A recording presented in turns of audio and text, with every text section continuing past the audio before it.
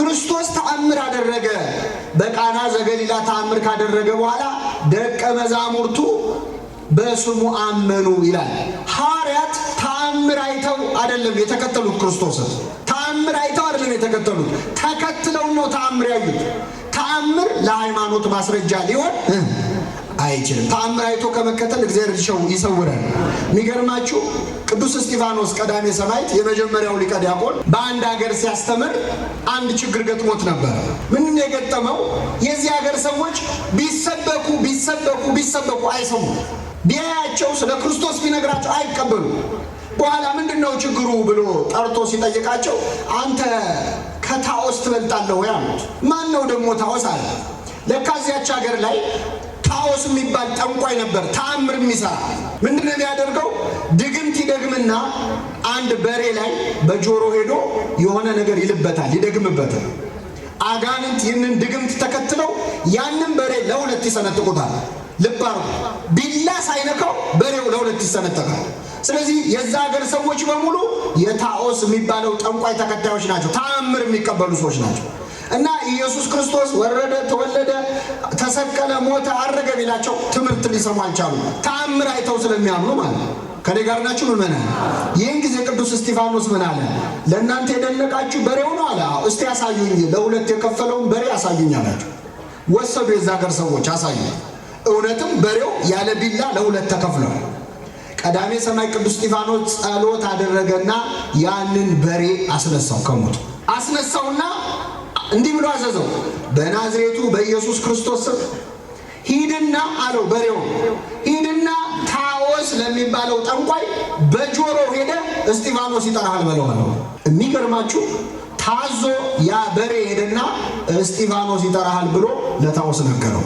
ይህን ጊዜ የከተማው ሰዎች በሙሉ አምላክስ የማን አምላክ ነው አሉ። እየሰማችሁ ነው? በቃ የእስጢፋኖስ አምላክ ነው፣ በሬውን አስነስቶ ላከው ብለው በአንዴ ተገልብጠው የእስጢፋኖስ አምላክ ነው አምላክ አሉ። ጠንቋዩ ደነገጠ። ጉድ ሆንኩኝ፣ 6 ዓመት ያፈራሁትን ተከታይ በአንድ ቀን ማጣቴ ነው አለ። ተጨነቀ። አጋንንቱን ሰበሰበና ምን ይሻላል አላቸው። ሲላቸው ግድ የለም ወደ ሰማይ ከፍ ከፍ አድርገን እናሳርግሃለን አሉት። ታኦስ የተባለው ጠንቋይ በዙፋን ይዘው እያዩት ከፍ ከፍ አለ። ሲያዩት እያረገ ነው ወደ ሰማይ። የከተማው ሕዝብ አምላክ የማን አምላክ ነው? የታኦስ አምላክ። ይህ እንዴት ነው? ኳስ ላይ አሁን አቋም የሌለው ደጋፊ ታውቃላችሁ? ላገባ የሚደግፍ ማለት ነው። ማንቸስተር ሲያገባ የማንቸስተር ይሆናል። ለገባበት ነው። እንደዚህ ያሉ በቃ እያዩ የሚደግፉ ማለት ተአምር አይተው በአንዴ የታኦስ አምላክ ነው አሉ። ቀዳሜ ሰማዕት ቅዱስ እስጢፋኖስ በመስቀል ምልክት አማትቦ የክርስቶስን ስም ሲጠራ አጋንንቱ በነው ተነው ጠፉ። ወዲያው ያ ታኦስ የተባለ ጠንቋይ ተከሰከሰና ሞተ። አሁን አምላክ የማን አምላክ ነው? ተአምር አይቶ ከመከተል እግዚአብሔር ይሰውራል። መቼም አይሁድ ምልክትን ይለምናሉ አለ። ምልክት መለመን የአይሁድ ጠባይ ነው። የግሪክ ሰዎችም ጥበብን ይሻሉ አለ። ግሪካውያን ደግሞ መፍቀሪያነ ጥበብ ናቸው። ጥበብ ይወዳሉ። የጥበብ ፍቅር አላቸው። ፈላስፎች ናቸው። ፊሎዞፊ ይባላል አይደል? ፊሎዞፊ ማለት ፍልስፍና፣ ፊሎዞፊ ማለት ፊሊያ ፍቅር ነው፣ ሶፊያ ጥበብ ነው። ፍቅረ ጥበብ ማለት ነው። የግሪክ ሰዎች ደግሞ ጥበብ ይሻሉ። እውነት ነው።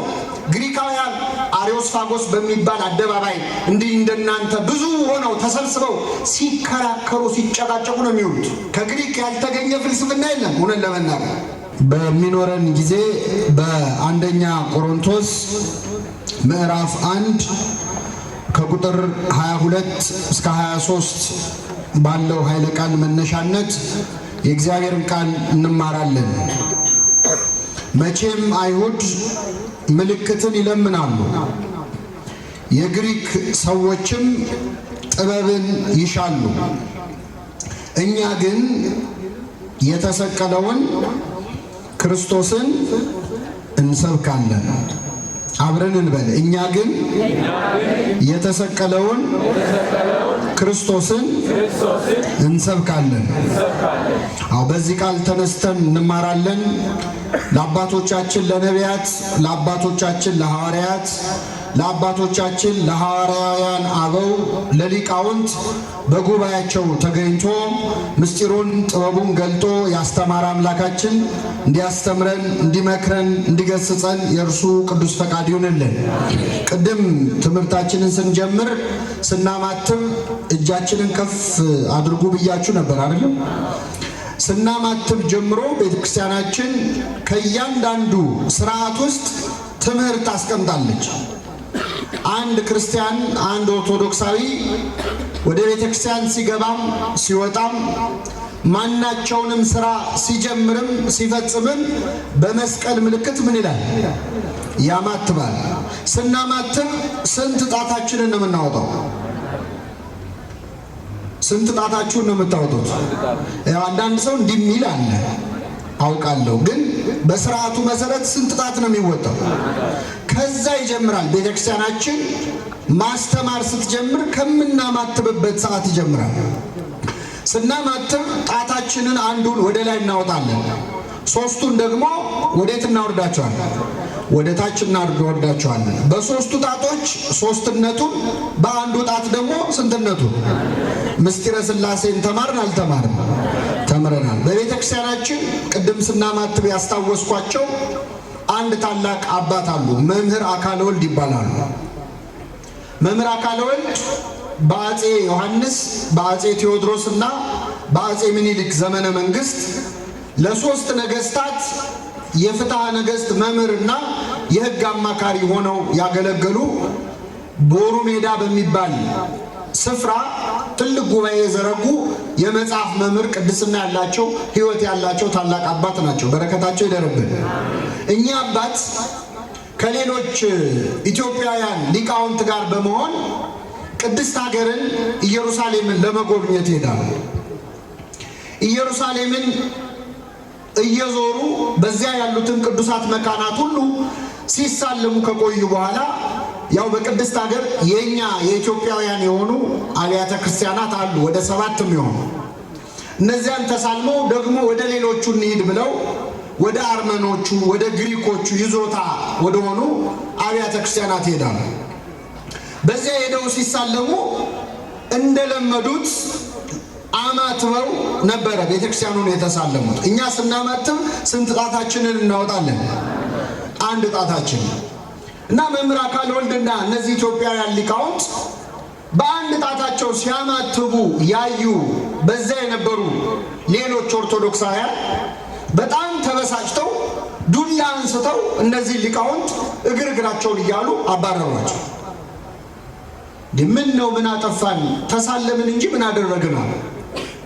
እንዴት እናንተ ኢትዮጵያውያን ሆናችሁ ሊያውም ኦሪየንታል አብያተ ክርስቲያናት ተብለው ከሚታወቁ አብያተ ክርስቲያናት መካከል የኢትዮጵያ ኦርቶዶክስ ተዋሕዶ ቤተክርስቲያን ልጆች ሆናችሁ እንዴት በአንድ ጣታችሁ ታማትባላችሁ አሏቸው። እነ መምህር አካለ ወልድ ታዲያ በስንት ጣታችን እናማትብ አሉ። ለካ ይገርማቸዋል። ሌሎቹ አብያተ ክርስቲያናት ሶስቱን ጣቶቻቸውን እዚህ ጋር የምታየው አውራ ጣት፣ የመሃል ጣትና ጠቋሚ ጣትን ገጥመው እንዲህ አድርገው ነው የሚሳለሙት። 3 ጣት ሲያደርጉ የአብ የወልድ መልሱልኝ፣ ሲገጥም ደግሞ የስንትነታቸው እንዲህ አድርገው ነው የሚያማትቡ። ስለዚህ ኢትዮጵያውያን በአንድ ጣታቸው ሲያማትቡ ሲያዩ እንዴ እናንተ ሰባሊዮሳውያን ናችሁ ወይ? በእግዚአብሔር ሶስትነት አታምኑም ወይ? በአንድነቱ ብቻ ነው ወይ የምታምኑት? እንዴት በአንድ ጣት ታማትባላችሁ? ብለው በዱላ አባረሯቸው ማለት ነው። ይህ ጊዜ መምህር አካለ ወልድ ምን አሉ መሰላችሁ? በፈሊጥ ነው እንጂ በፍልጥ አይደለም አሉ። በምን አይደለም? ከፈለጋችሁ እንነጋገር ቁጭ ብለን። እኛ በእግዚአብሔር በአንድነቱ በሶስትነቱ ምን እንላለን? እናምናለን። ግን የምናማትበው በስንት ጣታችን? አንድ ጣት ቢሆንም እኮ ልብ ብላችሁ ካያችሁት ስንት አንጓ አለው ጣታችን? መልሱልኝ። 3 አንጓ አለው። ጣቱ አንድ መሆኑ የእግዚአብሔር የስንትነቱ? 3 መሆኑስ?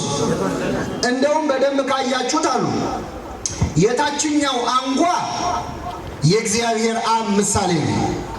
የመካከለኛው አንጓ የእግዚአብሔር መንፈስ ቅዱስ ምሳሌ ነው። የላይኛው አንጓ ደግሞ የእግዚአብሔር ወልድ ምሳሌ ነው አሉ። እንዴት የሚለውን ሲያብራሩ የታችኛው አንጓ ለሁለቱ ከላይ ላሉት መሰረታቸው ነው።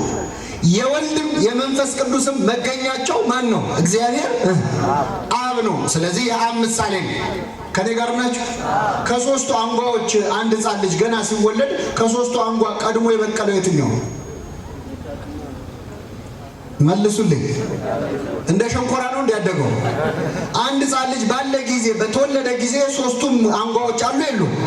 ስለዚህ አብ ወልድ መንፈስ ቅዱስ መካከል እርስ በርስ መቀዳደም አለ የለም? አብ በነበረበት ጊዜ ሁሉ ወልድ አለ፣ ወልድ በነበረበት ጊዜ መንፈስ ቅዱስ አለ። የታችኛው የአብ ነው አሉ፣ የመካከለኛው የመንፈስ ቅዱስ ነው አሉ።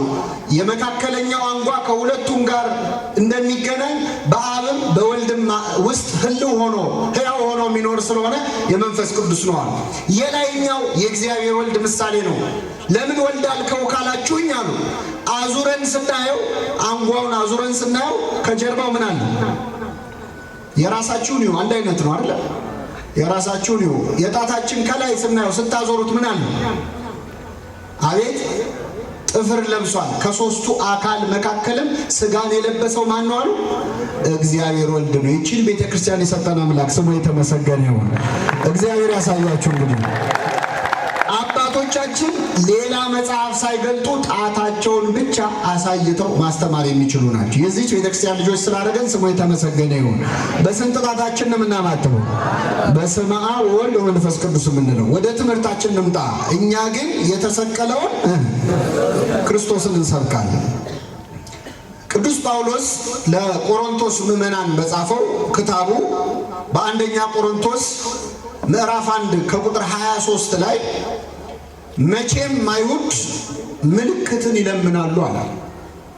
የግሪክ ሰዎችም ጥበብን ይሻሉ፣ እኛ ግን የተሰቀለውን ማንን እንሰብካለን? ክርስቶስን እንሰብካለን። መቼም አይሁድ ብሎ ነው የጀመረው ቅዱስ ጳውሎስ። መቼም ገሌ ከተባለ አንድ ሰው ልማዱ ለሆነ ነገር ነው። እንግዲህ መቼም ገሌ እንዲህ ነው ከተባለ ሁሌም እንደዚያ ነው፣ እንዲያ ማድረግ ልማዱ ነው ማለት ነው። ቅዱስ ጳውሎስ መቼም አይሁድ ምልክትን ይሻሏል። አይሁድ ምልክት ፈላጊዎች ናቸው፣ ተአምር ፈላጊዎች ናቸው። ይህ የአይሁድ መገለጫቸው ነው። ክርስቶስ ሲያስተምር፣ ክርስቶስ ሲፈውስ፣ ክርስቶስ መልካም ስራ ሲሰራ፣ መልካም ቃል ሲናገር አይታያቸውም። አይሁድ ሁልጊዜ የሚፈልጉት ክርስቶስ ተአምር እንዲሰራ ነው፣ ምልክት እንዲፈልግ ነው። አንድ ሰው ምልክት ፈላጊ ከሆነ የአይሁድ ጸባይ ያለበት ማለት ነው። የአይሁዳውያን ድክመት ነው። ስለ የትኛው ምልክት እንድናምን ትወዳለህ ብለው ራሱ ክርስቶስን እስኪፈትኑ ድረስ አይሁድ ምልክትን ይለምናሉ አለ። ምልክትን መፈለግ የአይሁዳውያን ጸባይ ነው። ክርስቶስ ደግሞ ምልክት አይቶ የሚያምንበትን አይወድም። በዚህ በዮሐንስ ወንጌል ምዕራፍ 2 ላይ በቃና ዘገሊላ ውሃውን ወይን አደረገ። ይህን ተአምር መስራቱን አይተው ብዙ ሰዎች በስሙ አመኑ ይላል። ኢየሱስ ግን በሰው ልብ ያለውን ያውቅ ነበርና አይተማመንባቸውም ነበር። ለምን? ተአምር አይቶ የሚያምን ሰው ሌላ ተአምር ካየ ደግሞ ሊክድ ይችላል። አይችልም? ይችላል። ተአምር ተከትሎ ማመን በጣም እምነት ተብሎ ራሱ አይቆጠርም። በእውነት አባቶቻችን ሐዋርያት እንኳን በዛው በቃና ዘገሊላ በዮሐንስ ወንጌል ምዕራፍ 2 ላይ ልብ ብላችሁ ካነበባችሁ ክርስቶስ ተአምር አደረገ። በቃና ዘገሊላ ተአምር ካደረገ በኋላ ደቀ መዛሙርቱ በስሙ አመኑ ይላል። ሐዋርያት ተአምር አይተው አይደለም የተከተሉት ክርስቶስን። ተአምር አይተው አይደለም የተከተሉት፣ ተከትለው ነው ተአምር ያዩት። ተአምር ለሃይማኖት ማስረጃ ሊሆን አይችልም። ተአምር አይቶ ከመከተል እግዚአብሔር ይሰውራል። የሚገርማችሁ ቅዱስ እስጢፋኖስ ቀዳሜ ሰማዕት የመጀመሪያው ሊቀ ዲያቆን በአንድ ሀገር ሲያስተምር አንድ ችግር ገጥሞት ነበር። ምን የገጠመው?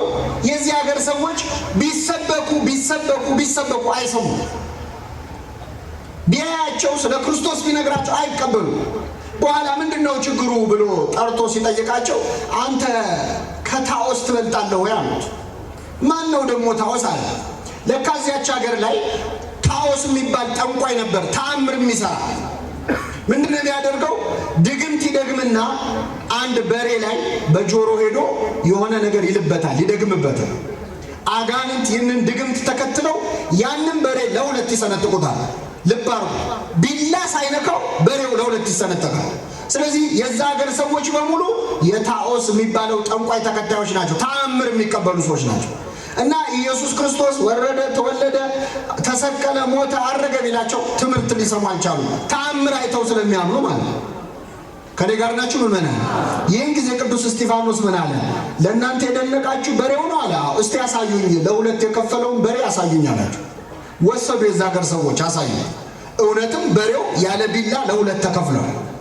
ቀዳሜ ሰማይ ቅዱስ እስጢፋኖስ ጸሎት አደረገና ያንን በሬ አስነሳው። ከሞት አስነሳውና እንዲህ ብሎ አዘዘው፣ በናዝሬቱ በኢየሱስ ክርስቶስ ስም ሂድና አለው። በሬው ሂድና ታኦስ ለሚባለው ጠንቋይ በጆሮ ሄደ እስጢፋኖስ ይጠራሃል በለው አለው። የሚገርማችሁ ታዞ ያ በሬ ሄደና እስጢፋኖስ ይጠራሃል ብሎ ለታኦስ ነገረው። ይህን ጊዜ የከተማው ሰዎች በሙሉ አምላክስ የማን አምላክ ነው አሉ። እየሰማችሁ ነው? በቃ የእስጢፋኖስ አምላክ ነው፣ በሬውን አስነስቶ ላከው ብለው በአንዴ ተገልብጠው የእስጢፋኖስ አምላክ ነው አምላክ አሉ። ጠንቋዩ ደነገጠ። ጉድ ሆንኩኝ፣ ስንት ዓመት ያፈራሁትን ተከታይ በአንድ ቀን ማጣቴ ነው አለ። ተጨነቀ። አጋንንቱን ሰበሰበና ምን ይሻላል አላቸው። ሲላቸው ግድ የለም ወደ ሰማይ ከፍ ከፍ አድርገን እናሳርግሃለን አሉት። ታኦስ የተባለውን ጠንቋይ በዙፋን ይዘው እያዩት ከፍ ከፍ አለ። ሲያዩት እያረገ ነው ወደ ሰማይ። የከተማው ሕዝብ አምላክ የማን አምላክ ነው? የታኦስ አምላክ። ይህ እንዴት ነው? ኳስ ላይ አሁን አቋም የሌለው ደጋፊ ታውቃላችሁ? ላገባ የሚደግፍ ማለት ነው። ማንቸስተር ሲያገባ የማንቸስተር ይሆናል። ለገባበት ነው። እንደዚህ ያሉ በቃ እያዩ የሚደግፉ ማለት ተአምር አይተው በአንዴ የታኦስ አምላክ ነው አሉ። ቀዳሜ ሰማዕት ቅዱስ እስጢፋኖስ በመስቀል ምልክት አማቱ የክርስቶስን ስም ሲጠራ አጋንንቱ በነው ተነው ጠፉ። ወዲያው ያ ታኦስ የተባለ ጠንቋይ ተከሰከሰና ሞተ። አሁን አምላክ የማን አምላክ ነው? ተአምር አይቶ ከመከተል እግዚአብሔር ይሰውራል። መቼም አይሁድ ምልክትን ይለምናሉ አለ። ምልክት መለመን የአይሁድ ጠባይ ነው። የግሪክ ሰዎችም ጥበብን ይሻሉ አለ። ግሪካውያን ደግሞ መፍቀሪያነ ጥበብ ናቸው። ጥበብ ይወዳሉ። የጥበብ ፍቅር አላቸው። ፈላስፎች ናቸው። ፊሎዞፊ ይባላል አይደል? ፊሎዞፊ ማለት ፍልስፍና፣ ፊሎዞፊ ማለት ፊሊያ ፍቅር ነው፣ ሶፊያ ጥበብ ነው። ፍቅረ ጥበብ ማለት ነው። የግሪክ ሰዎች ደግሞ ጥበብ ይሻሉ። እውነት ነው። ግሪካውያን አሪዮስፋጎስ በሚባል አደባባይ እንዲህ እንደናንተ ብዙ ሆነው ተሰብስበው ሲከራከሩ ሲጨቃጨቁ ነው የሚውሉት። ከግሪክ ያልተገኘ ፍልስፍና የለም። እውነት ለመናገር ከግሪክ ያልመጣ ሳይንስ የለም። የቱንም ሳይንስ ብታጠና እንዲህ ከሚለው የግሪክ ቃል የተገኘ ነው አይደል? ስንማሬ ነው። ጥበብን ይሻሉ የግሪክ ሰዎች። አዲስ ነገር መስማት ሳያዩ ሳይሰሙ መዋል አይችሉም። መቼም አይሁድ ምልክትን ይሻሉ፣ የግሪክ ሰዎችም ጥበብን ይሻሉ። እኛ ግን የተሰቀለውን ማንን እንሰብካለን? ክርስቶስን እንሰብካለን። አይሁድ ደስ ይበላቸው ብለን ምልክትን፣ ግሪካውያን ደስ ይበላቸው ብለን ጥበብን ብቻ አናወራም። እኛ የምንሰብከው እኛ የምናስተምረው ምን ያለውን ክርስቶስ ነው አለ፣ የተሰቀለውን ክርስቶስ ነው አለ። ለምን? ምልክታችንም ጥበባችንም ራሱ ክርስቶስ ስለሆነ ነው። ነቢየ እግዚአብሔር ኢሳይያስ ትንቢተ ኢሳይያስ ምዕራፍ 7 ከቁጥር 14 ላይ እነሆ ድንግል ትጸንሳለች ወንድ ልጅን ከማለቱ በፊት ከፍ ብላችሁ አንብቡት። ጌታ ራሱ ምልክትን ይሰጣቸዋል ይላል። ጌታ ራሱ ምልክትን ይሰጣቸዋል። እነሆ ድንግል ትጸንሳለች ይላል። ክርስቶስ ራሱ ምልክት ነው። ለክርስቲያን ከክርስቶስ በላይ ተአምር የለም። ራሱ ተአምር አይደለ ወይ? ራሱ ምልክት አይደለ ወይ? አምላክ ሰው ሆነ ከማለት በላይ ተአምር ሊመጣ ይችላል? አይችልም። ሌላ ምልክት አትፈልጉ። ክርስቶስ ራሱ ምልክት ነው። እንደ አይሁድ ምልክትን አይደለም የምንሰብከው፣ ራሱ ክርስቶስ ምልክታችን ነው። ቅዱስ ነቢየ እግዚአብሔር ስምዖን አረጋዊው በቤተ መቅደስ ክርስቶስን ከፍ አድርጎ ይህ ሕፃን ለምልክት ተሾሟል ብሏል። ክርስቶስ ምልክት ነው ራሱ። ሌላ ምን አመራ መለከተ ነው። ተአምራችንም ምልክታችንም አምላካችን ኢየሱስ ክርስቶስ። ስለዚህ መቼም አይሁድ ምልክትን ይሻሉ፣ የግሪክ ሰዎች ጥበብን ይሻሉ። እኛ ግን የተሰቀለውን ማንን እንሰብካለን? ክርስቶስን እንሰብካለን። ጥበብን ቢባል እሱ ነው። ጥበብ እሰ መድኃኒነ ውእቱ። ቅዳሴያችን ምን ይላል? ጥበብ መድኃኒታችን ነው። ሌላ ጥበብ አንሻ። ጥበብ ቤቷን ሰራች ተብሎ የተነገረለት እውነተኛው ጥበብ አምላካችን መድኃኒታችን ኢየሱስ ክርስቶስ ነው። ቅድስት ጥበብ ሀጊያ ሶፊያ ተብሎ የሚጠራው የተቀደሰው ጥበብ፣ ዓለምን የፈጠረው ጥበብ፣ ሰው ሆኖ ዓለምን ያዳነው ጥበብ፣ በገዛ ደግሞ የዋጀን ጥበብ አምላካችን መድኃኒታችን ኢየሱስ ክርስቶስ ነው። ስለዚህ ቅዱስ ጳውሎስ ምን አለ? መቼም አይሁድ ምልክትን ይለምናሉ፣ የግሪክ ሰዎች ጥበብን ይሻሉ፣ እኛ ግን ምን ያለውን ክርስቶስን እንሰብካለን፣ የተሰቀለው። እዚህ ላይ በእውነት ነው እንደው አንድ የሚገርም ነገር ልንገራችሁ። ሐዋርያት የሰበኩት ምን ያለውን ክርስቶስ ነው? ምን ያለውን ክርስቶስ ነው? የተሰቀለው ነው። የተሰቀለውን ክርስቶስ ሰብከው እውነት ክርስትና እንዲመስፋፋቱ አይገርማችሁ? ሐዋርያት እኮ የሰበኩት አምላካችን ተሰቀለ ብለው ሞተ ብለው ሞተ ብሎ ስብከት እንዴት ይህንን ዓለም ሊያዳርስ ቻለ? በእውነት ክርስትና 2000 ዓመት ሊሞላው የሚመስል እኮ ሃይማኖት አለ። እስካሁን ድረስ መኖሩ ይገርማል። ሐዋርያት ዞረው የሰበኩት የተሰቀለውን ነው። አሳና እንጀራ የሚያበረክተውን ክርስቶስ አይደለም። የኛ ክርስቶስ አሳና እንጀራ እኮ አበርክቶ ያበላል፣ ምእመናን በሱ እመኑ ብለው አላስተማሩ። ሙት የሚያስነሳውን ክርስቶስ፣ ዓይን የሚያበራውን ክርስቶስ እሱን አይደለም ያስተማሩ። ምን ያለውን ክርስቶስ ነው? የተሰቀለው። አሁን አንዳንድ ሰዎች ክርስቶስን የሰበኩ መስሏቸው ያልተሰቀለውን ክርስቶስ ይሰብካል። ያልተሰቀለው ክርስቶስ አይዞ ቤቴ ይሞላል አትቸገርም፣ ስሙን ከጠራ ሁሉ ነገር ሙሉ ነው ከተባለ ይሄ የተሰቀለው ክርስቶስ ነው? አይደለም። አሳና እንጀራ የሚያበረክተው ክርስቶስ ነው። የተሰቀለውን ለመስበክ ያብቃል። ቤተ ክርስቲያን መስቀሉን ነው ከፍ አድርጋ የምታሳይ፣ እርቃኑን የተሰቀለውን ክርስቶስ፣ አጥንቱ እስከሚታይ የተገረፈውን ክርስቶስ። ይህ ለሌሎች ግራ ያጋባቸዋል። እንዴት አምላካችን ተገረፈ ትላላችሁ? እንዴት አምላካችን ተተፋበት ትላላችሁ? ቆሰለ ብሎ ትምህርት እንዴት እዚህ ደረሰ? ሐዋርያት የሰበኩት ይህንን ነው። ሐዋርያት የሰበኩትንም እኛን እንሰብካለን። እኛስ የተሰቀለውን ማንን እንሰብካለን? ክርስቶስን እንሰብካለን። ቤተ ክርስቲያናችን ይህንን ርዕስ ያነሳውበት ምክንያት ቤተ ክርስቲያናችን ከሐዋርያት ጋር ሆና እንግዲህ ሐዋርያዊት ቤተ ክርስቲያን ነች። አፖስቶሊክ ወይም ሐዋርያዊት የምትባል ቤተ ክርስቲያን ነች የኢትዮጵያ ኦርቶዶክስ ተዋሕዶ ቤተ ክርስቲያን። አፖስቶሊክ ወይም ሐዋርያዊት ቤተክርስቲያን መባል ማለት በትልቁ በሬክላም ሐዋርያዊት ብሎ መለጠፍ አይደለም። በነገራችን እሱን ማንም ሊለጥፈው ይችላል። የኛ ቤተክርስቲያን ሐዋርያዊት የሚያሰኛት ወደ ኋላ ሄዳ ቆጥራ የምትደርስበት ሐዋርያ አለ። ለኔ ክህነት የሰጡኝ ሊቀ ጳጳስ አሉ። እሳቸውን የሰጧቸው ወደ ኋላ ስትቆጥሩ ቅዱስ ማርቆስ ላይ ያርፋል። ማርቆስን የሾመው ቅዱስ ጴጥሮስ ነው። ጴጥሮስን የሾመው ማን ነው? ክርስቶስ። እያንዳንዳችሁን ክርስትና ያነሳችሁ ካህናት በ40 እና በ80 ቀን ተጠምቃችኋል። አንተን ክርስትና ያነሳ አባት ማን ነው ብለህ ቀሲስ ገሌ ትለኛለህ። ቀሲስ ገሌን ማን ሾማቸው? አቡነ ገሌ። አቡነ ገሌን ማን ሾመ? አቡነ ገሌ እያልን ወደ ኋላ ቆጥረን ቅዱስ ማርቆስ ጋር እናርፋለን። ማርቆስን ጴጥሮስ ሾመው፣ ጴጥሮስን ክርስቶስ ሾመው። ሐዋርያዊት ቤተክርስቲያን ናት። የግለሰብ ቤተክርስቲያን አይደለች። እገሌ የመሰረታት ቤተክርስቲያን አለች። በእውነት ቤተ ክርስቲያን ተብለው ተጠርተው የግለሰብ የሆኑ ስናይ እናዝናለን። እንዲህ ካለ ነገር ይጠብቀን። እኔ የወላይታን አላውቅም። ደቡብ አፍሪካ ሄጄ የገጠመኝ ግን ልንገራችሁ። ደቡብ አፍሪካ የሚባል ሀገር አለ። አንድ ሰውዬ የራሱ ቤተ ክርስቲያን ነበረው። እግዚአብሔር ያሳያችሁ። የግሉ ቸርች ከኔ ጋር ናችሁ? ደቡብ አፍሪካ ነው ያልኩት፣ ወላይታ አላልኩም። እና የግሉ ቸርች ነበረው እና ለረጅም ዓመት ሲሰራ ቆይቶ ወደ አሜሪካ ሀገር መሄድ ፈለገና ለጓደኛው ሊሸጥለት እና ስንት ትሸጠዋለህ አለው። 400,000 ራንድ አለው። በዛ ሀገር 400,000 ራንድ አለው።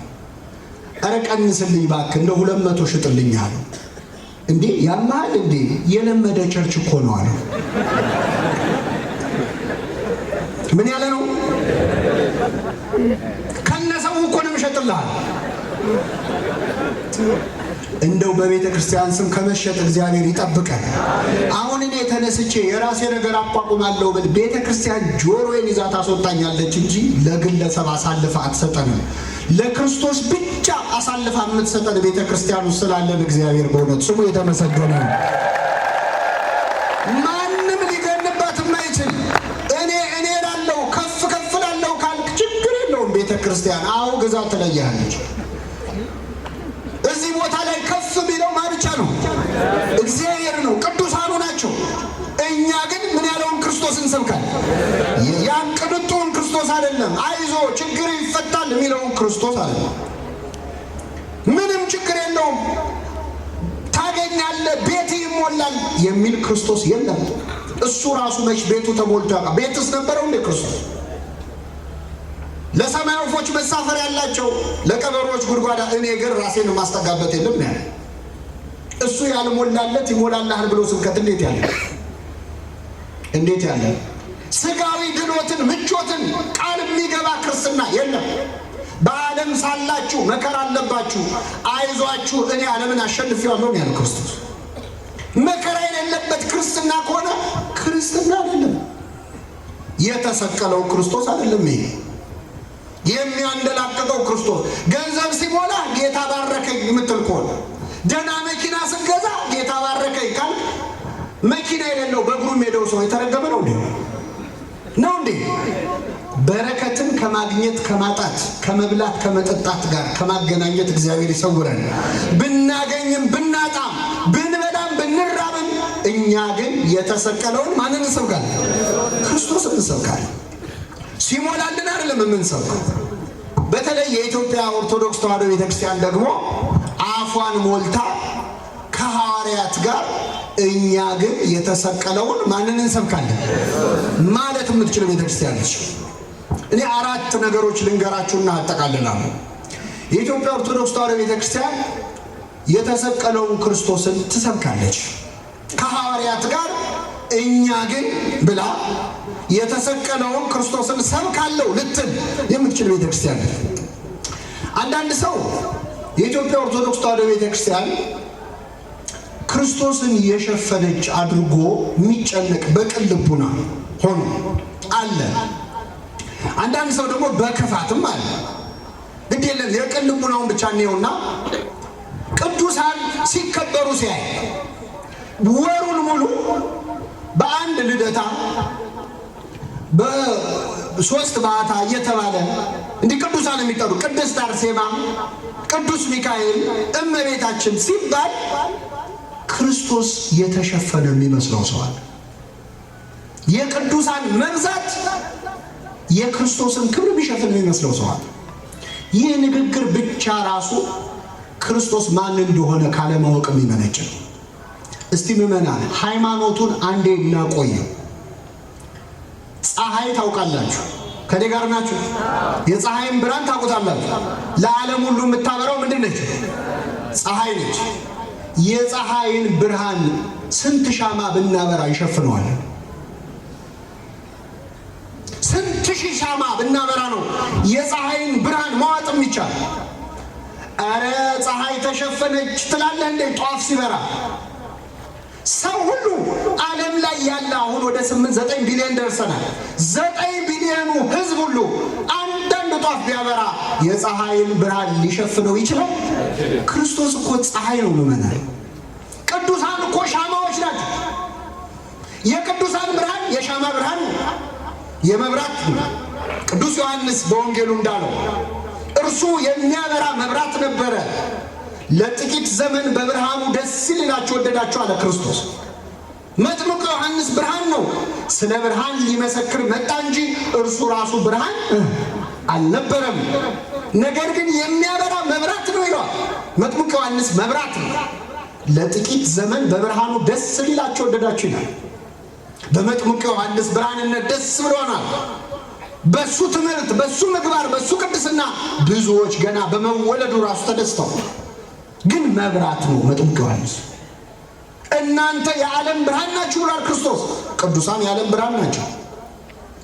ገብረ መንፈስ ቅዱስ የዓለም ብርሃን ናቸው። ቅድስት አርሴማ የዓለም ብርሃን ናት። ለምን? እናንተ የዓለም ምንድን ናችሁ ብሏል ክርስቶስ። ብርሃን ናችሁ። ግን የቅዱሳን ሁሉ ብርሃን ተሰብስቦ ቢጨመቅ የክርስቶስን ብርሃን ሊሸፍን ይችላል? አይችልም። ቅዱስ ጳውሎስ በግልጽ አማርኛ ነግሮናል እኮ በቆሮንቶስ መልእክቱ ላይ የፀሐይ ክብር አንድ ነው ይላል። የጨረቃም ክብር ሌላ ነው። የከዋክብትም ክብር እንዲሁ ሌላ ነው።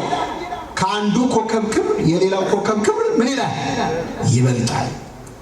የፀሐይ ክብር አንድ ነው ማለት ምንድን ነው? የፀሐይ የጽድቅ የእውነተኛው ፀሐይ የክርስቶስ ክብር ስንት ነው? አንድ ነው። ማንም ሊነካው የማይችል ክብር ነው የክርስቶስ ክብር። የጨረቃም ክብር ሌላ ነው።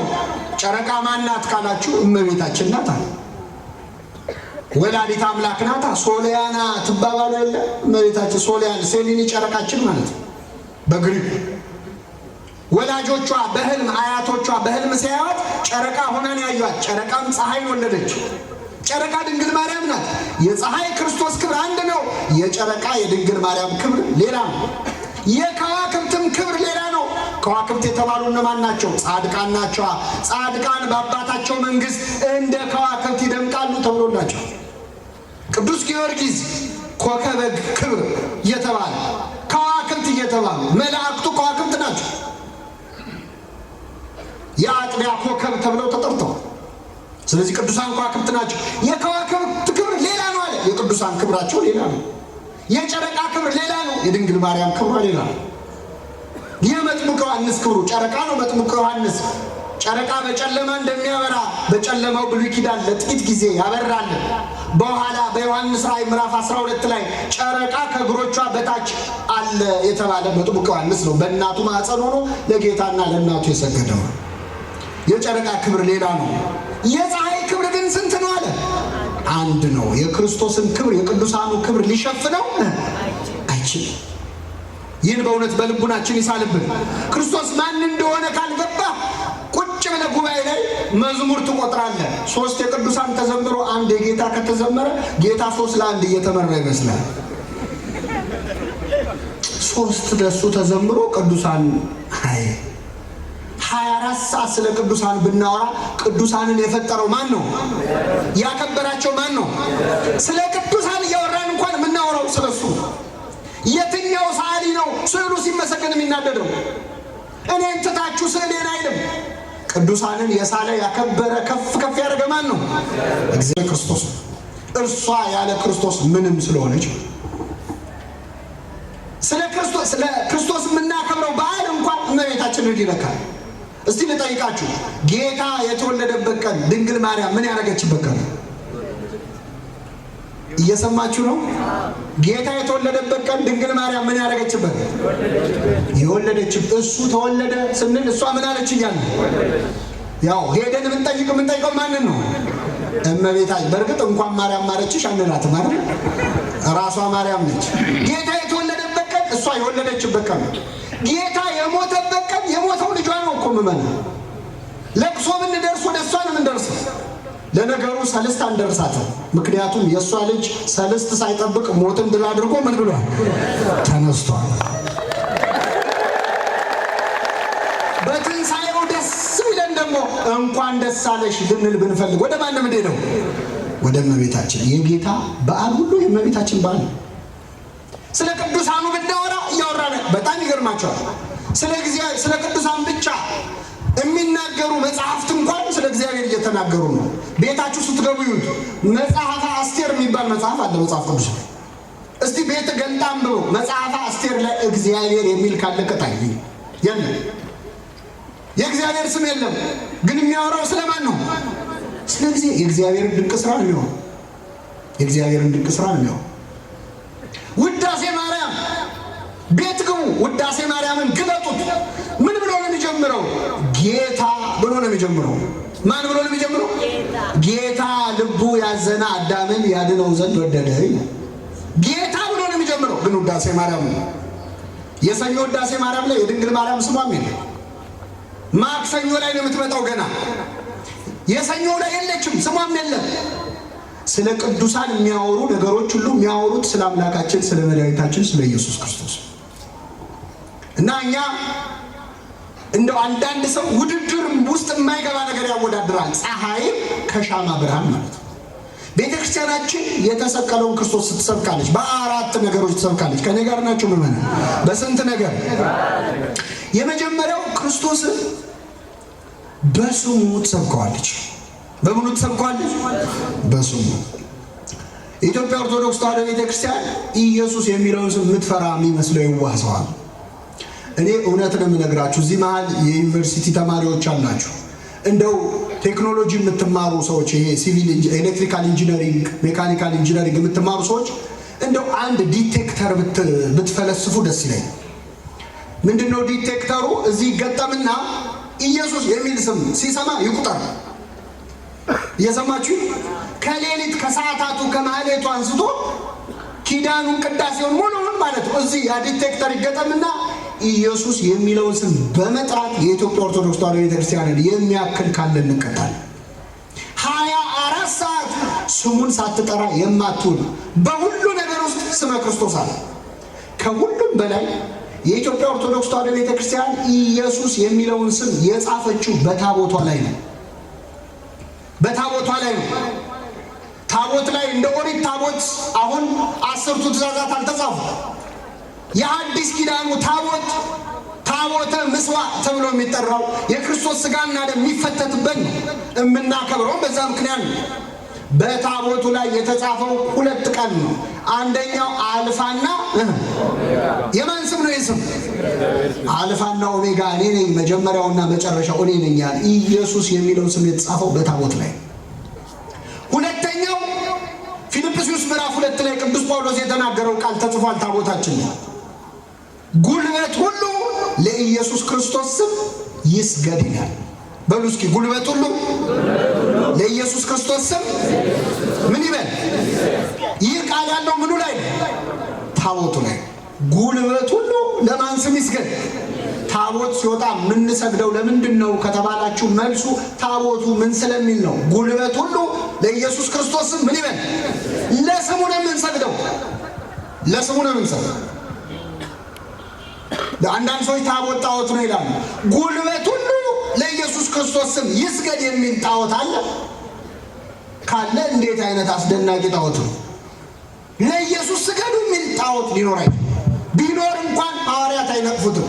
በሐዋርያት ሥራ ላይ ቅዱስ ጳውሎስ ያደረገውን ታስታውሳላችሁ።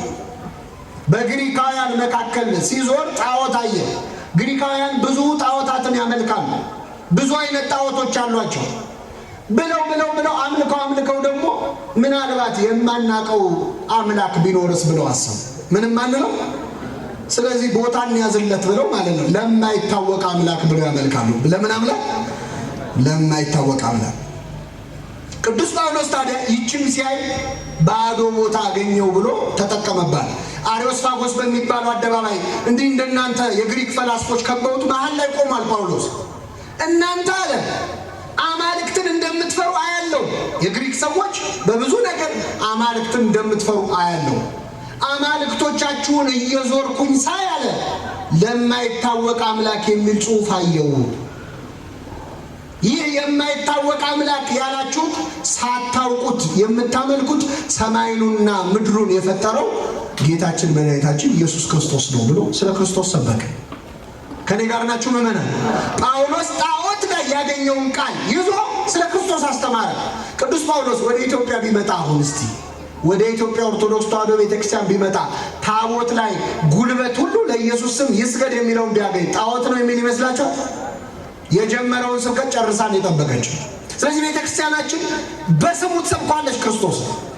በቃል ብቻ አይደለም፣ ዝም ብትል ክርስቶስን መስበክ የምትችል ቤተክርስቲያን ነች። አፏ ቢያዝ እንዳትናገሪ ብትባል ስታያት በዓይንህ ክርስቶስን ታሳያለች። ጉልላቱ ላይ ያለው ምንድን ነው? ጉልላቱ ላይ ያለው ምንድን ነው? ማን የተሰቀለበት? ካህናት በእጃቸው ቢይዙ ምንድን ነው የያዙ? መስቀል ነው። ካህናት ቢጠመጥሙ የሾህ አክሊሉን ነው።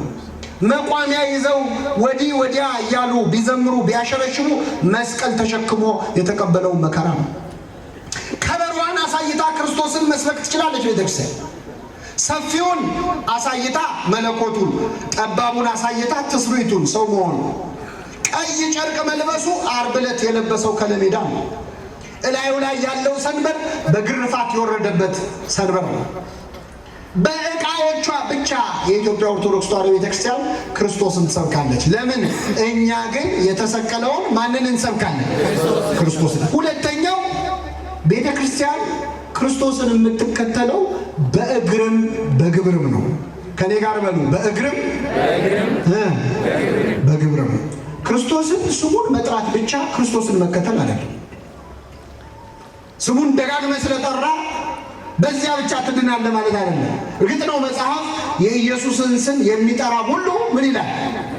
ይድናል ይላል። ከኔ ጋር ነው። የኢየሱስን ስም የሚጠራ ምን ይላል?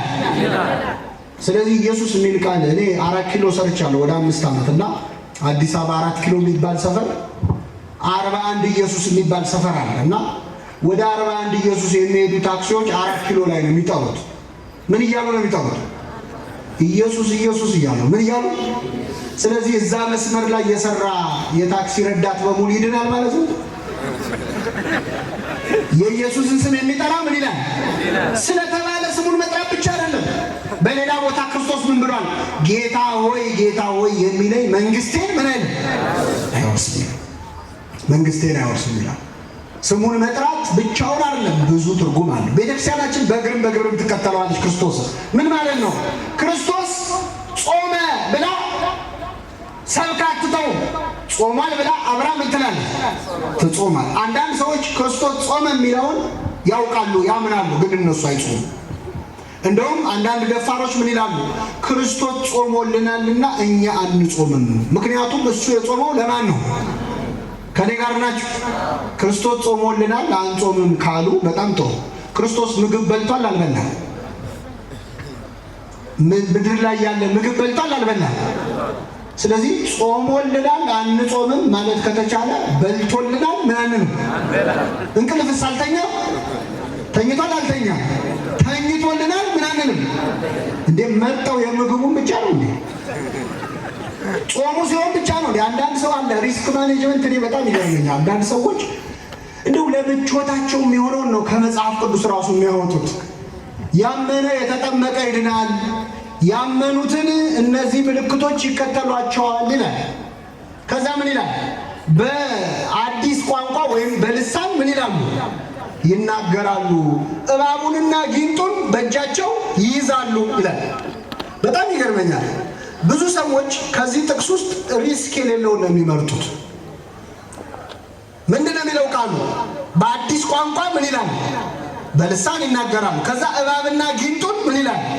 ይይዛሉ። የሚገድል ነገር ቢጠጡት ምን አይላቸው? አይገላቸው። የሚገርማቸው ከዚህች ውስጥ መርጠው ልሳኗን ብቻ ነው ብዙ ሰዎች የሚጠቀሙባት። ለምን? መርዝ ጠጥቶ ሪስክ ውስጥ መግባት አይፈልጉም። የሚገድል ነገር ቢጠጡ የሚለውን አይነኩም። እባቡና ጊንጡን አይዙም። እና አቡነ አረጋዊ ግን እባብና ጊንጥ ይዘው አሳይተውናል። እና አቡነ ገብረ መንፈስ ቅዱስ ግን አውሬውን እንደ ቤት እንስሳ አልምደው አሳይተውናል። ቤተክርስቲያናችን ክርስቶስን በግብርም ነው የምትከተለው። ጾመ ብላ ትጾማለች፣ ጸለየ ብላ ትጸለያለች፣ ወደቀ ብላ ልጆቿን ይዛ እየሰገደች ትወድቃለች፣ ተነሳ ብላ ትነሳለች። ጾሙ ላይ ፍስጉ ላይ ብቻ አይደለም ክርስቶስ የሚከበረው፣ ጾሙ ላይ ጭምር ነው። ክርስቶስ መናኝ ነበረ። ቤተክርስቲያናችን መናኞች አሏት፣ መነኮሳት አሏት፣ ባህታውያን አሏት። ክርስቶስ መናኝ ነው ብሎ መስበክ አይደለም፣ ምናኔውን ማሳየት ነው። ፍጹም ልትሆን ብትወድ ያለህን ሽጠህ ተከተለኝ ያለውን የፈጸሙ መነኮሳት አሏት ቤተክርስቲያን። ለክርስቶስ ያላቸው ፍቅር አንገት እስከ መስጠት ነበር። የመጀመሪያዎቹ 300 ዓመታት ላይ ክርስቲያኑ ዘመነ ሰማዕታት ላይ ብዙ ክርስቲያኖች ለክርስቶስ ብለው አንገታቸውን ሰጥተዋል። ዘመነ ሰማዕታት ሲቆም ድንገት ቤተክርስቲያን ሰላም ስትሆን ግን ፍቅራቸውን መግለጫ ሲያጡ ብዙዎቹ ወደ ምናኔ ነው የገቡት፣ ከኃጢአት ጋር ሊጋደሉ ማለት። ስለዚህ ቤተክርስቲያናችን ክርስቶስን በግብርም ትከተለዋለች። በግብርም ትከተለዋለች ማለት ትጾማለች፣ ትጸልያለች፣ ትሰግዳለች፣ ተጋድሎ ትቀበላለች፣ መከራ ታያለች። ክርስቶስ ተሰድቧል፣ ትሰደባለች። ክርስቶስ ተተፍቶበታል፣ ይተፋባታል ቤተክርስቲያን። እንደዚህ ዘመን ደግሞ ቤተክርስቲያን የተተፋባት ዘመን አለ። በዓለም ሳላችሁ መከራ አለባችሁ ያላት የክርስቶስ ቤተክርስቲያን መሆኗን የምታዩት ዓለም ላይ የትም ሀገር ብትሄዱ ተመርጠው የሚሳደዱት ኦርቶዶክሳውያን ናቸው። የትም ሀገር ግብጽ ብትሉ፣ አርሜኒያ ብትሉ፣ ኢራቅ ውስጥ ራሱ ኦርቶዶክሳውያንን ለይተው ያጠቃሉ። ለምን? መከራው ርሷት የሞተ ቅድስት ቤተክርስቲያን ስለሆነች ማለት ነው። የመጨረሻ ቤተክርስቲያን በቅዳሴዋ ውስጥ፣ በጸሎቷ ውስጥ፣ በማህሌቷ ውስጥ ሰብከዋለች። የቅዳሴውን ብቻ ልንገራችሁ እናበቃለሁ። ከኔ ጋር ናችሁ? አዎ። እኛ ግን በሉ የተሰቀለውን ማንን እንሰብካለን? ክርስቶስን። ቤተክርስቲያናችን ቅዳሴ ስትቀድስ እንግዲህ 365ቱን ቀናት ከሰሙነ ሕማማት ውጪ ቤተክርስቲያን ቅዳሴ አስታጉላ አታውቅም። ሁሌ ትቀድሳለች። በቅዳሴዋ ደግሞ ክርስቶስን መስበክ ብቻ አይደለም፣ ክርስቶስን ትሰማዋለች፣ ክርስቶስን ታሸተዋለች፣ ክርስቶስን ትበላዋለች፣ ክርስቶስን ትጠጣዋለች።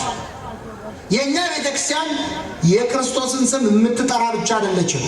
ክርስቶስን ጠርታ፣ ክርስቶስን ሰምታ፣ ክርስቶስን አሽትታ፣ ክርስቶስን በልታ፣ ክርስቶስን ጠጥታ ከክርስቶስ ጋር ለዘላለም የምትኖር ቤተክርስቲያን ነች። ቤተክርስቲያን ክርስቶሳዊት ናት የምንለው ለዚህ ነው። አንድ ኦርቶዶክሳዊ በተለይ ስርዓተ ቅዳሴ ለማስቀደስ ወደ ቤተ መቅደስ ሲገባ አምስቱም የስሜት ሕዋሳቱ ክርስቶስን ያገኘዋል። ከኔ ጋር ናችሁ? ስናስቀድስ በጆሮአችን የቅዳሴውን ምን እንሰማለን? ዜማ እንሰማለን። በአፍንጫችንስ? አቤት አያችሁ፣ የኛ ቤተ ክርስቲያን ሰው አይኑን ጨፍኖ ጆሮውን ደፍኖ ቢመጣ በአፍንጫው የሚለያት ቤተ ክርስቲያን ነው። በአፍንጫው ብቻ። የዕጣኑ መዓዛ ክርስቶስ ነው። ራሱን ለአባቱ የተወደደ ዕጣን አድርጎ ያቀረበ አምላካችን ኢየሱስ ክርስቶስ። ስለዚህ በዕጣኑ መዓዛ በአፍንጫዋ ታመልከዋለች። በጆሮዋ ዜማውን፣ በአፍንጫዋ ዕጣኑን። በምላሱ የቻለ ቅዳሴ ጠበል ይጠጣል፣ ያልቻለ የክርስቶስን ሥጋና ደም ምን ይላል? ይቀበላል። መጨረሻ ወንጌል አምጥታ ለእያንዳንዳችን ታሳልመናለች። እንሳለማለን ሁላችን። ካህኑም በእጃቸው መጥተው ይባርኩናል። አምስቱም የስሜት ሕዋሳት ክርስቶስን የሚያመልኩባት ቤተክርስቲያን ናት። ስለዚህ ክርስቶስን በልታ ጠጥታ አሽትታ በሁለንተናዋ ክርስቶስን ገልጻ የምትኖር ቤተክርስቲያን ነች። የመጨረሻው ነጥብ በቅዳሴው ላይ አስተውለህ ዝም ብለህ እንግዲህ እዚህ መሃል ብዙ ወጣቶች አላችሁ። ቅዳሴ የማታስቀድስ ከሆነ ቤተክርስቲያንን ለማወቅ አትችልም። እዚህ ያላችሁ ወጣቶች ይህንን ማወቅ አለባችሁ። አንዳንድ ሰው ቤተክርስቲያንን አይቻታል፣ ኦርቶዶክስን አይቻታል ይላል። ማየት ጥሩ ነው። መቼ አወቃት? ሪክዋ ይመርክዋ አፍቀርክዋ ለቤተክርስቲያን ይላል ቅዱስ ያሬድ። ቤተክርስቲያንን ማየት የመጀመሪያው ነው፣ ማወቅ ሁለተኛው ነው። ከዛ መውደድ ይከተላል። ብዙ ሰዎች ቤተክርስቲያንን አይተዋታል ግን አያውቋት። ቤተክርስቲያንን ማወቅ ከፈለግ ቅዳሴዋ ውስጥ ነው የምታገኘው። ማህሌቷ ሰዓታት ውስጥ ነው። ቅዳሴውን በተለይ ደግሞ ልብ ብላችሁ ካያችሁ ክርስቶስ ተወልዶ እስኪያርግ ድረስ ያለውን የህይወት ታሪክ ቅዳሴ በተቀደሰ ጊዜ ሁሉ ትፈጽመዋለች። ቅዳሴ ሲጀመር ካህናት የሚነሱት ከቤተልሔም ነው። ከየት ነው የሚነሱት? ከቤተልሔም ነው። ቤተልሔም ጌታ ምን ያደረገበት ነው? የተወለደ። ስለዚህ ቅዳሴ ተጀመረ ማለት ክርስቶስ ተወለደ ማለት ነው። ቅዳሴ ሲጀመር ጌታ ተወለደ ማለት ነው። ከቤተልሔም አንስተው ካህናት በመሶበ ወርቁ ህብስቱን በጽዋ ወይኑን አድርገው ወደ ቤተ መቅደስ የሚያደርጉ ጉዞ ክርስቶስ ከቤተልሔም እስከ ቀራንዮ የተጓዘው ጉዞ ምሳሌ ነው። ቀራንዮ ድረስ ያለው ጉዞ። ቅዳሴው ተጀመረ ማለት ክርስቶስ ተሰቀለ ማለት ነው። አሁን መስቀል ላይ ነው። ሊቀ ካህናት ኢየሱስ ክርስቶስ ራሱ ካህን፣ ራሱ መስዋዕት፣ ራሱ ከአባቱ ጋር መስዋዕት ተቀባይ ሆኖ የሚቀድሰው ቅዳሴው ላይ ነው። እኛ ሲቀድስ የምናየው ቄሱን ነው። በቄሱ ቦታ ሆኖ የሚቀድሰው ግን ራሱ ክርስቶስ። ካህኑም የሚነጋገሩት ከክርስቶስ ጋር ነው። ጌታዬ መድኃኒቴ ኢየሱስ ክርስቶስ ሊቀ ካህናት ይህንን ህብስት ባርከው፣ ይህንን ጽዋ አክብረው፣ ሁለቱንም አንጻቸው እያሉ ቄሱ የሚነጋገሩት ከካህናት አለቃ ከክርስቶስ ጋር። ኃጢአታችሁን ይቅር ይበላችሁ ቢሉ ራሱ ጌታችን መድኃኒታችን ኢየሱስ ክርስቶስ የካህናት አለቃ፣ ኃጢአትን ይቅር የሚል ከኃጢአት ማሰሪያ ማን ይፍታ? ስለዚህ ክርስቶስ የሊቀ ካህናትነቱን ስራ በቤተ ክርስቲያን የሚሰራው። ካህናት የእሱ ተወራጆች፣ የእሱ አገልጋዮች ናቸው። የካህናት አለቃ ክርስቶስ ነው። ቅዳሴው ላይ የሚሰየመው የሚቀድሰው እሱ ነው።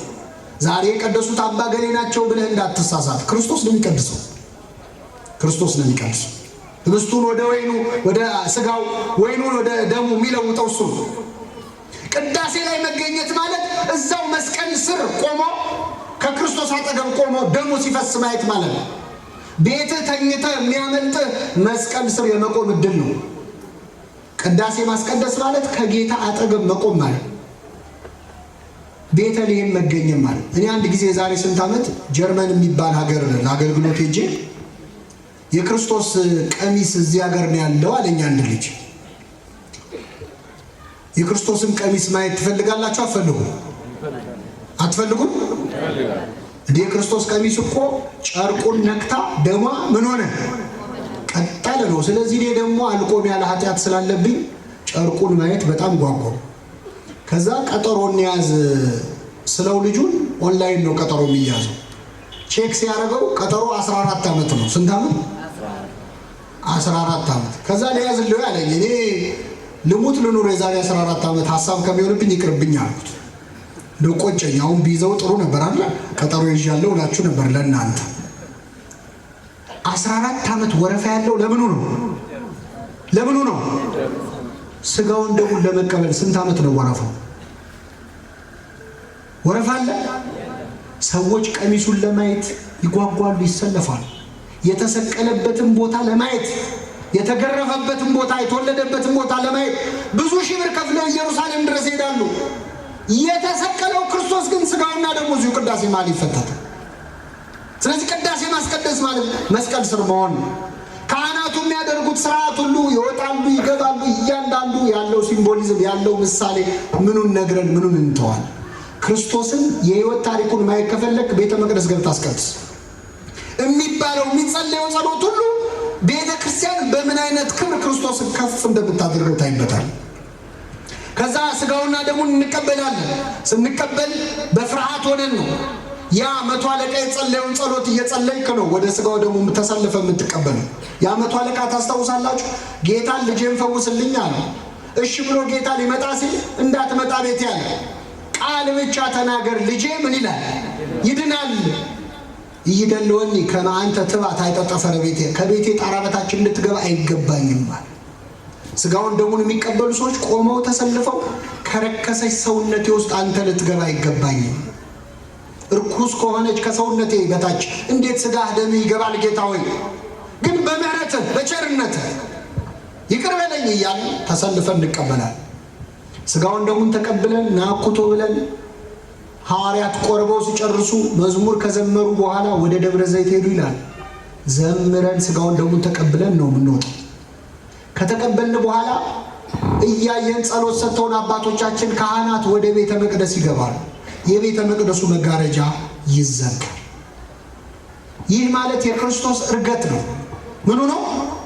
ጌታ ሲያርግ ሐዋርያት ቀና ብለው አንጋጠው እያዩ እያለ ደመና ሰውራ ተቀበለች ይላል።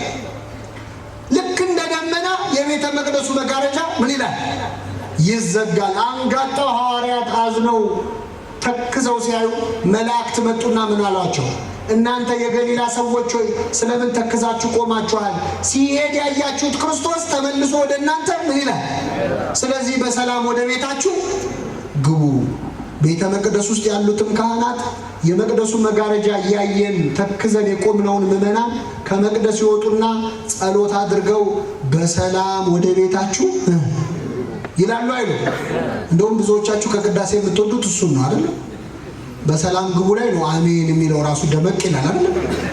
አዎ፣ ከልደቱ አንስተን እርገቱ ላይ ጨረሰን። የዚህች ቤተክርስቲያን ልጆች ስላደረገን ስሙ የተመሰገነ ይሁን። እኛ ግን